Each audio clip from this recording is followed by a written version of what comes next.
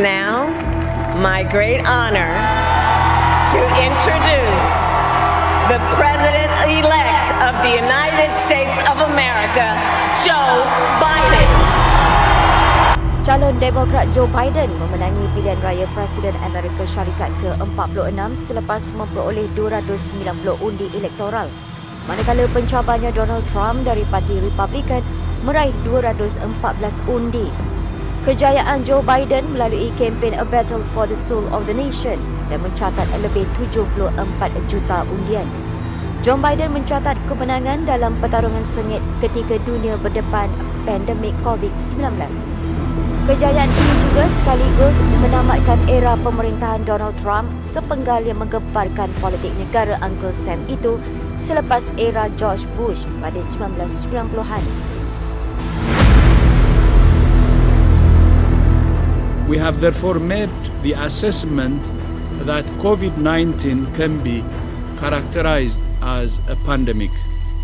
Pada 11 Mac, Pertubuhan Kesihatan Sedunia WHO mengisytiharkan COVID-19 sebagai pandemik 8 bulan selepas penyakit itu dikenal pasti. COVID-19 pertama kali muncul di Wuhan pada Disember 2019 dan kini dunia merekodkan lebih 1 juta kematian. Jumlah maut setiap hari di Eropah dan Amerika Syarikat meningkat sehingga pertengahan April mencapai kemuncak masing-masing lebih 4,000 dan 2,700 kematian setiap hari. Manakala pada skala global, Amerika Syarikat kekal negara paling teruk dengan lebih 1 juta kematian diikuti Brazil, India dan Meksiko.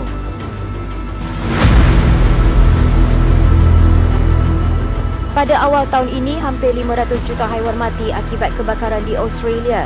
Media melaporkan kira-kira 480 juta haiwan terkorban akibat kebakaran yang berpunca dari belukar. Kebakaran turut menyebabkan kira-kira 8,000 koala mati, iaitu 1/3 daripada seluruh populasi koala di New South Wales. Memetik Menteri Alam Sekitar Persekutuan Susan Ley, sekurang-kurangnya 30% populasi itu terkorban kerana 30% habitat mereka musnah dalam kebakaran. Pekerja di Hospital Koala Port Macquarie antara yang bertumpul lumus merawat koala yang tercedera, antaranya termasuk lebih 70,000 yang dimasukkan ke hospital. Pakar ekologi bersama Majlis Pemeliharaan Alam Sekitar Mark Graham berkata, koala tidak mampu bergerak laju dari pokok ke pokok untuk mengelak dari kebakaran. Kejadian itu menjadi tular di media sosial apabila seekor koala terpaksa mengejar manusia untuk mendapatkan air kerana kehausan.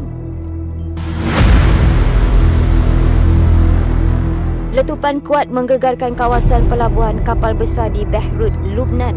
Letupan itu menyebabkan kemusnahan kepada hampir separuh bangunan di bandar berkenaan dan hospital sesak dengan kemasukan pesakit yang cedera.